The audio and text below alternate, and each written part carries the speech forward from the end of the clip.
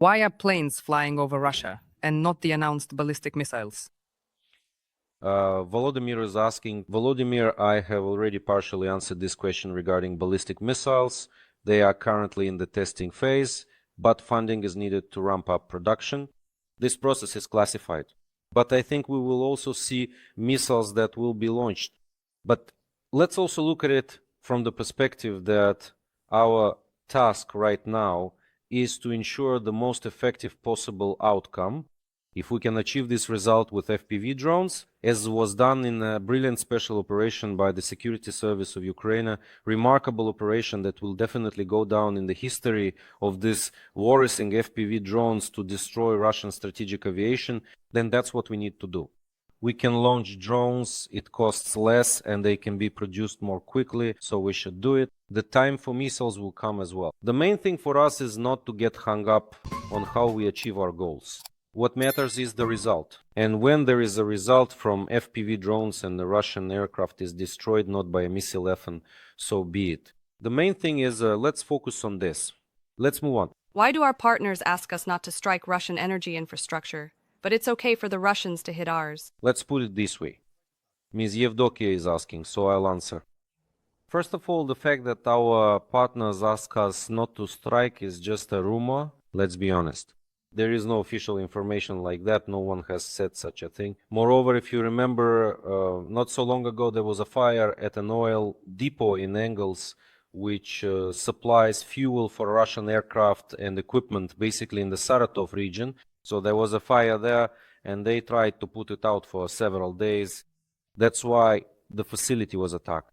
As for other targets in general, they are chosen based on the existing strategy, the overall plan for using forces and means to strike enemy territory.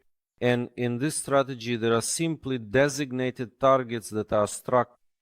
When the enemy sees that something is being focused on, they naturally start maneuvering, begin to redeploy, and, for example, change the locations of their air defense systems. And of course, when they, for example, heavily reinforce oil refineries and deploy air defense systems around them, it becomes clear that now it's possible to strike other targets from which those air defense systems were withdrawn. In other words, there is a certain system and certain principles at play. And next, yes, there are certain restrictions on us. If you ask how to conduct war, then yes, we do have restrictions in the sense that we adhere to the norms of international humanitarian law, which is something our Western partners also expect from us, including by making it a condition for the supply of weapons. We do not strike civilian homes, we do not strike hospitals. But for us, the best way is to reduce the enemy's potential by targeting their production facilities. This is what diminishes Russia's resource capabilities and as a result reduces what is launched at us and causes us harm. Please, next question. Could you please tell us what is being done to address shortcomings in the army? Training, fortifications. I have relatives serving, and I know how much they have to buy at their own expense, while their payments are being withheld. As for what is happening in the army, are there cases where people have to buy something extra with their own money or with the help of volunteers? Yes, indeed, that is the case. There are soldiers who strive to improve their protection, their gear, to buy some equipment, additional sights, extra tools, to upgrade themselves in some way. This is, among other things, a manifestation of a people's war, this total war, when it is the people who are fighting, when there is potential, the will to fight and to resist. And naturally, people want to protect themselves, to improve their effectiveness in battle, their defense, their protection, and so on. As for fortifications, there are, let's say, different aspects here. The first aspect is that, of course, wherever possible, these fortifications should be guaranteed and provided by the state at the national level. And recently, for example, the Deep State portal showed photos of fortifications in the Dnipropetrovsk region and even praised and assessed how they are being built there. This is important because Deep State is an objective resource. It basically writes, as those who read it know, without any embellishments. So that's the first aspect. The second As for the fortifications directly on the front line and so on, very often this responsibility falls on the shoulders of the soldiers, and that's true, especially for infantrymen. Because as the military will tell you, a soldier's friend besides his rifle is his shovel. Because often it turns out that it's impossible to bring in equipment. The enemy is shelling, and you have to work under very difficult conditions. It's extremely hard work. It's dangerous because it's done under enemy fire. And, well, that's just a fact. But this work, though difficult, must be done because it's essential for survival to dig in and build not just fortifications, but specific positions, trenches, and dugouts for ourselves. Next, regarding reforms, reforms are ongoing in the armed forces of Ukraine. In any society, the army is a conservative institution. This isn't just the case in Ukraine, it's also true for the armies of NATO countries. Let's be honest about that. And in fact, this happens in many countries. That's why nothing is simple and things don't always happen very quickly or easily. But work is being done to implement the necessary reforms, including those adapted to NATO standards. The issue of payments is also a separate matter. In order to ensure, let's say, timeliness and quality, it is necessary to create human rights organizations for the military. I have always said since 2022 that Ukraine needs a military ombudsman, someone who will look after the rights of service members. Now, we have come to this point, and accordingly, this institution is being formed and established. We need military lawyers, just like military prosecutors, including those who will oversee compliance and adherence to the law, as well as those who will defend the rights of both service members and commanders. And this is also something I constantly emphasize on every possible platform, so that these rights are protected and upheld, because the army is large and there are many people. Mobilization is ongoing, and there really are problems. There is still work to be done, and this work will continue. Let's move on, friends. And the next question that has come up, that you have actually just asked. Why discuss Trump's actions and statements? Has he said or done anything sensible? Not even his red cap will help him. His behavior does not match the status of the President of America. Thank you. There was just a technical hitch. My apologies. Ms. Lyubov is asking, and I will answer. I will answer this way. We discuss what Trump says because we discuss what Trump says precisely because he is the President of the United States of America, the leader, the country of the free world, no matter how things are. That's how it turned out. How things will go in history next, no one knows. Anything can happen. Look, even Xi Jinping and China are hinting that not all, far from all, empires are eternal. And that's really a fact. And of course, against this backdrop, when this, empires are not eternal, China is trying to challenge, and the world is always in a struggle. Who will shape the world order? The thing is, the United States positions itself as essentially the heir to Rome. After the fall of the Roman Empire, continental Europe tried to become such an heir as the Holy Roman Empire. Then the Frankish state Charlemagne, who is honored today in Europe as the unifier of Europe, then Britain, the British Empire, and then the United States. All the symbols of Rome that exist, capital, Congress, Senate, and so on, are all present. Such is the structure of the world, and we exist, and we strive for that as well. Our legislation also incorporates elements of Roman law. We are also part of this world, and that is why what happens is very important to us. One way or another, I also don't like many of the statements made by the US president, just like you. By the way, the cap is probably the least of what I paid attention to, but you see, an accessory is memorable. But one way or another, we need to understand what our strategic partners think and how this will affect the further development of our world and our planet. Thank you. Next question. Mr. Alexander, I have a question. Ukraine signed an agreement with Trump regarding our mineral resources. So why is Trump now blocking arms supplies? The thing is, the first steps have indeed been taken, and the tender has been announced for lithium deposits for extraction in Ukraine with the admission of American companies, so that there is American investment interest. Where there is investment interest, security can follow the economy. That's how it was in Europe during the times of the Marshall Plan. First, funds were allocated, and then the NATO military political bloc was created, whose summit is coming up soon. And as for arms supplies, that's a struggle as well. It's important to understand that aside from our agreement, Russia is constantly trying to pitch the US various conditions regarding joint extraction of rare earth elements on Russian territory and elsewhere, as well as about gas and oil. Dmitry, Putin's special envoy, went to the US for this very reason, so this struggle is ongoing. It's not over yet.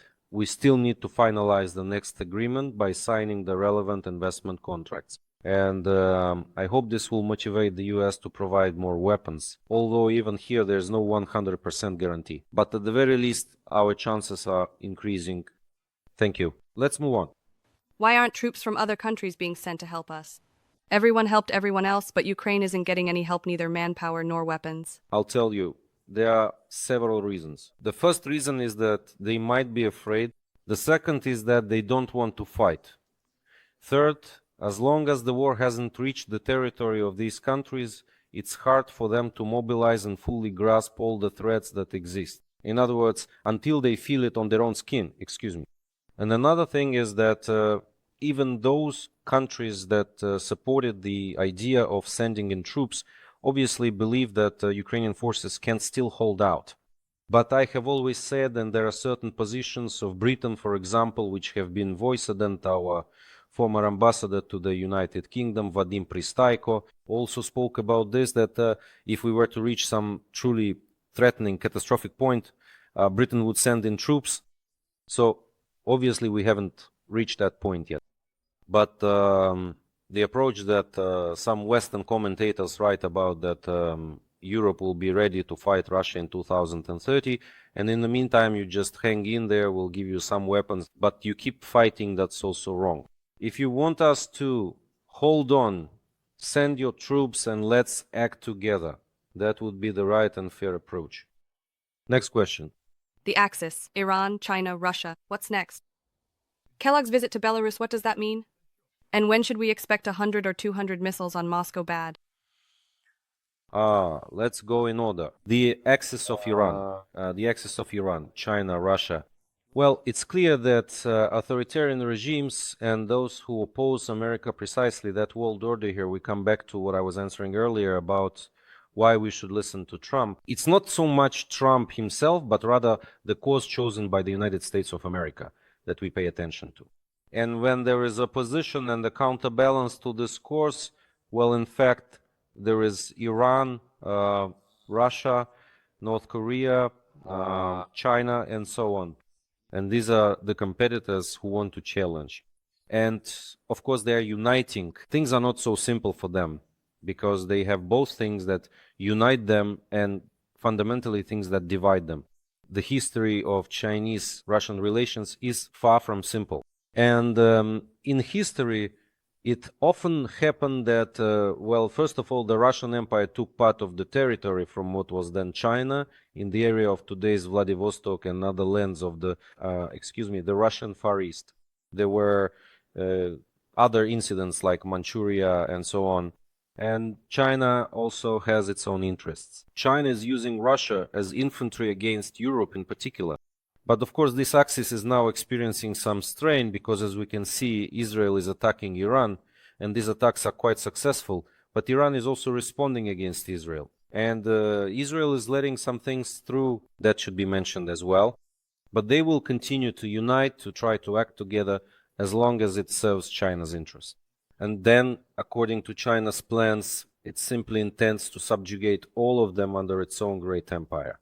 And there, these agreements are possible up to and including potential regional conflicts. And not only that, Kelly's visit to Belarus, I don't have a definite answer to this question because, well, listen, what role can Lukashenko play right now? If the US is talking to Putin, why do you need Lukashenko? It's actually a strange setup. Will Ukraine agree to go to Minsk? Again, well, you perfectly understand that the answer is no. It's a dead-end situation, so let's wait and see if he goes again. There was such information from Reuters, but for now he's not going. 100 or 200 missiles on Moscow, but work is underway. I've already answered today about the missile program. Work is ongoing. We're focusing on results. Will there be attempts to break through the air defense over Moscow? I think so, and I would like that just as much as you do. Let's move on. The US did take on obligations to guarantee Ukraine's security when we gave up our nuclear weapons. Why aren't we putting pressure on this? We are putting pressure on this. This has been discussed repeatedly.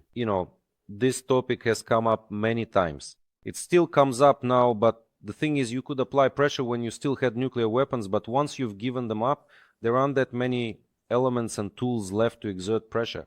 When you apply pressure, besides arguments, you also need certain other tangible means that would be visible. So, in fact, the only leverage we have had and still have is that, well, if the Budapest Memorandum hasn't been fulfilled, then why should Ukraine adhere to the Nuclear Non-Proliferation Treaty? When Ukraine joined the Nuclear Non-Proliferation Treaty, the condition was the signing of the Budapest Memorandum as a security guarantee. If one condition hasn't been fulfilled, why should the other be observed? Well, that would have been an interesting element and approach, but also a risky one, because the West could have started reacting negatively. Next question. The US administration goes anywhere except Ukraine. How do they solve the Ukrainian issue if they get information from the internet? Well, I can tell you that some people do get their information from the internet, and there are quite a lot of them. That's because obtaining information from OSINT, from open sources, actually makes up 80, 85, or even 90% of the information used, even by the world's leading intelligence agencies and intelligence communities.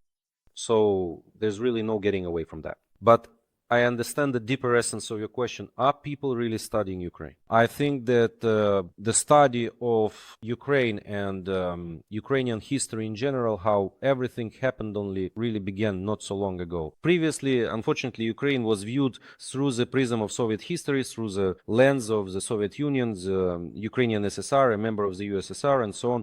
And only now is this process reaching a new level, so that the voices of our academic thought, the voices of our media, the voices of our intellectuals and leading figures are being heard more loudly, more substantively, and more convincingly, which is also important in the West. This work is being done, but of course, when President Trump says, well, I don't care what my intelligence chief Tulsi Gabbard said, who, by the way, was appointed amid much controversy, it may look somewhat strange, and he may be guided by other beliefs, but they are conducting an analysis. The question is what to do with these data. They have the information, but it is the politicians who make the decision. Next question. Why did Shoigu go to the Koreans? And how will Korea be neutralized, since it is constantly helping Russia with missiles and weapons?